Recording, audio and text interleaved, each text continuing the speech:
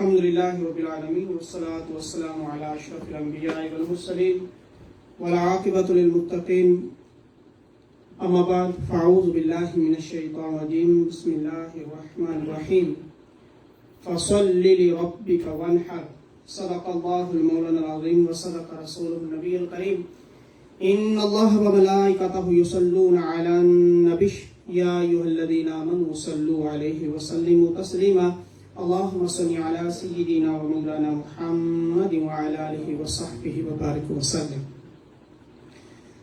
After Alhamdulillah, my dear brothers and sisters in Islam, Assalamu alaikum wa rahmatullahi wa barakatuh.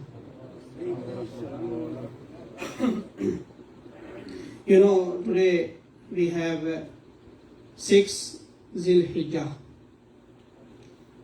and inshallah after 3 days we have Eid, Eid al-Adha and Qurbani, and before Yawm Arafah, Hajj.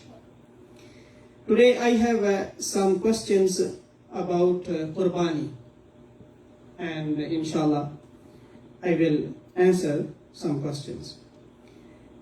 First of all, I read the second verse of Surah Al-Kawthar, فَصَلِّ لِرَبِّكَ وَانْحَرْ. The meaning of this verse, فَصَلِّ, so pray. لِرَبِّكَ, for your Lord. Pray for your Lord. Pray for the sake of your Lord. وَانْحَرْ, and sacrifice. And in the 8th day, we do same. First prayer and then Qurbani. In order. First prayer and then Qurbani. If somebody does Qurbani before prayer, it is not accepted. First prayer and then Qurbani. And what is the historical event does the animal sacrifice represent? The animal sacrifice, Qurbani, represents the historical event when Prophet Ibrahim ﷺ was prepared to sacrifice his own son, named Prophet Ismail ﷺ, who he was blessed with in old age. He did this on the order of Allah subhanahu wa ta'ala and for the sake of his prayer. His obedient son, on the other hand, was patient and ready to sacrifice himself for the sake of Allah subhanahu wa ta'ala. This act of devotion pleased Allah subhanahu wa ta'ala, and the sacrifice was accepted without the Qurbani of Ismail alayhi salam. This Qurbani was accepted because Allah subhanahu wa ta'ala knows the niyyah, intention. And this is a lesson for us. Whose Qurbani will be accepted? Whose niyyah is good? Whose intention is good? Then our Qurbani will be accepted. The life of Prophet Ismail alayhi salam was spared and the ram was sacrificed in his place. So, as an act of remembrance, the animal sacrifice is performed in memory of Prophet Ibrahim ﷺ and Prophet Ismail ﷺ. And it is a practice which will continue till the day of judgment. Moreover, Allah subhanahu wa ta'ala has made this act of remembrance fard, so it cannot be changed through any negative interpretation till the day of judgment. What is the difference between the Qurbani of Eid al-Adha and the Qurbani of Hajj? Little different. Qurbani of Haji and Qurbani of Eid al-Adha. With the exception of Hajj Ifrat, the difference between the Qurbani of Eid al-Adha and the Qurbani of Hajj is the Qurbani of Eid al-Adha is only wajib for those who can afford it, whilst the Qurbani of Hajj is for the all regardless whether they are rich or poor. The Qurbani of Hajj is compulsory. हमारे लिए तो यहाँ है कि जो afford करता है, लेकिन हाजी के लिए ये फर्ज है. जो हज करने जाएगा वो लाजमी करेगा. Is a part of Hajj. Qurbani is a part of Hajj. If somebody went for Hajj, but he or she didn't sacrifice animal, his Hajj is incomplete. उसका Hajj complete ही नहीं है, because this is the part of the Hajj for Haji. What is the ruling concerning the one who is unable to afford the Qurbani? If he is a Haji, he went for Hajj and he has no money for Qurbani, then if the Haji cannot afford the animal sacrifice, he must fast for 10 days. 10 days fast. 3 of them should be during the month of Hajj in the state of Ihram, and the remainder should be observed any time after performing the Hajj, when one has returned home.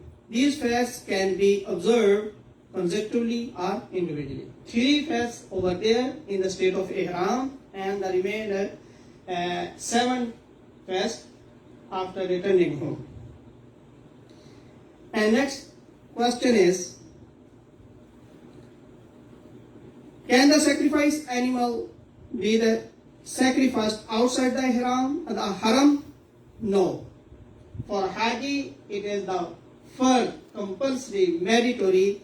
He or she will do the Qurbani in the haram. We can't send money in other countries, is not allowed if we are on Hajj. But if we are not on Hajj, we can do it. From here, we can do it. We can send the money in any country, any place. But when we are on Hajj, it is not allowed. And what should be the age of the sacrificial animal? The minimum age of the sacrificial animal is as follows. For camels, it is 5 years. For cows, it is 2 years. And for goats, it is 1 year. If the age of the animal is even 1 day less, the sacrifice will not be accepted. For sheep, although the minimum age is 1 year old, there is an exception that if they are 6 months or older and they are healthy and look like they are 1 year old, they can be sacrificed. Only for sheep.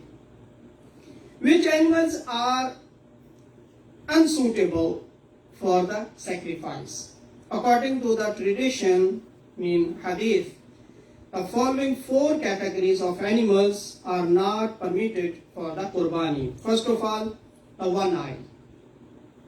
If the animal has one eye, kana hai, is not accepted. One-eyed animal that is obviously defective in its sight. Second, the sick animal. कोई भी ये देखे ना, हम अगर पैसे भेज दें हैं और जानवर को देखें भी ना, तो जैसा मर्जी कर दें. जैसे आमतौर पर हम यहाँ करते हैं, पैसे दे के गोश्त ले आओ, अल्लाह बेहतर जाने.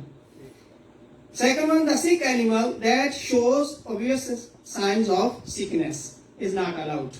Third, the lame animal, langda, lame animal with an obvious limb. Fourth one, the animal that is so emaciated that it is as if there is no marrow in its bones. इतना दुबला पतला है, सूखा, उनको हड्डियां नजर आ रही हैं. That animal is not allowed for Qurbani. And the next question about the shears, and you know the sheep and the goat is the 1 shear, and the cow and animals there are 7 shears. And especially some parts of halal animal are haram or makruh tahrimi, which we can't eat. Which parts of the sacrificial animal cannot be eaten? It is forbidden to eat 7 parts of the animal. भाई ये तो वाजे दांत हड्डियां वो तो नहीं खा सकते, वैसे ही सींग नहीं खा सकते. Is the other one. 7 parts of the animal which is slaughtered lawfully, they are, first of all, gallbladder. This is not haram, but it is a makruh tahrimi. Makruh tahrimi. Okay, it is close to haram. Urinary bladder.